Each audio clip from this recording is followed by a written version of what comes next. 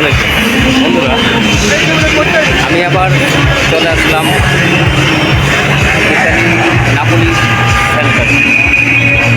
এখানে আজকে কিছুদিন আগে একটি ইউরোপিয়ান সংস্থা থেকে যত ভুক্তভোগী আছে সবাইদেরকে এখানে আমন্ত্রণ করা হয়েছে। তো এখানে আমরা হাজার হাজার বাংলাদেশি, পাকিস্তানি বা ইন্ডিয়া, আফগানিস্তান এরকম যারা এরকম দালালের মাধ্যমে যারা আসছে আইসা প্রচারিত হয়েছে। আসসালামু আলাইকুম প্রিয় দর্শক, আপনাদের সবাইকে স্বাগতম। ইতালিতে অনুষ্ঠিত এই আন্দোলনের চিত্র ছিল কিছুটা ব্যতিক্রমী।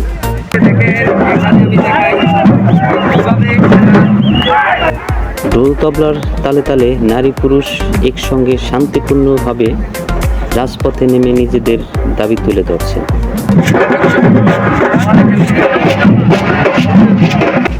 এই আন্দোলনে বাংলাদেশ, শ্রীলঙ্কা, পাকিস্তান, আফগানিস্তান, নাইজেরিয়া সহ বিভিন্ন দেশের অভিবাসীরা অনিয়মিত অবস্থায় থাকা অভিবাসীদের বৈধতার দাবিতে এই সমাবেশ ও বিক্ষোভ অংশ নেয়। প্রিয় দর্শক, আমার ভিডিওগুলো যদি আপনার ভালো লাগে এবং উপকারী মনে হয় তাহলে চ্যানেলটি সাবস্ক্রাইব করে আমার সঙ্গে থাকুন। নতুন ভিডিওর নোটিফিকেশন পেতে বেল আইকনটি অন করে রাখুন।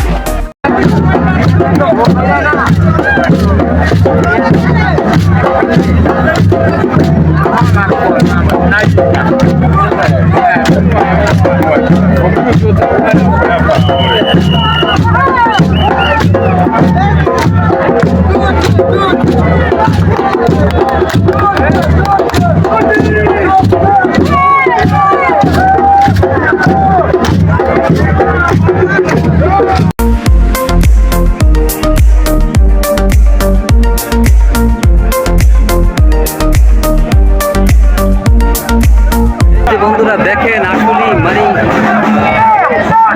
ভাষায় প্রকাশ করার মতো না। মানুষ এত বড় একটি মাঠ, সেই মাঠ পুরো একবারে কানায় কানায় ভরা। এই মানুষগুলো সবই ভুক্তভোগী।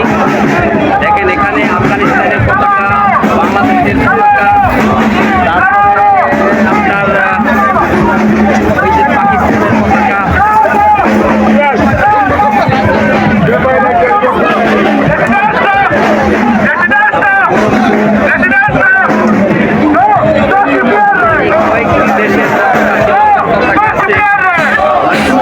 অনেক দেশের লোক এখানে জমায়েত হয়েছে, সবই একই বক্তব্য। এই দেখেন বন্ধুরা, রাস্তা দিয়ে এই যে দিক দিয়ে মিছিল আরও আসতেছে, আরও লোকজন আসতেছে। হাজার হাজার বললে ভুল হবে, হাজারের উপরে যে কি পরিমাণ মানুষ, একই ভুক্তভোগী সবাই। দেখেন অবস্থা। তবে আমার কিছু কথা না বললেই নয়, যারা ইতালিতে আসতে চান। প্রিয় দর্শক, আজকের প্রতিবেদনটি এখানে শেষ করছি। ভিডিওটি যদি তথ্যবহুল মনে হয়ে থাকে তাহলে একটি লাইক দিন। আপনার মতামত কমেন্টে জানান এবং প্রয়োজনে অন্যদের সঙ্গে শেয়ার করুন। প্রবাসীদের গুরুত্বপূর্ণ খবর ও সর্বশেষ আপডেট পেতে আমার চ্যানেলটি সাবস্ক্রাইব করে পাশে থাকা বেল আইকনটি অন করে রাখুন। সবাই ভালো থাকুন, সুস্থ থাকুন। আল্লাহ হাফেজ।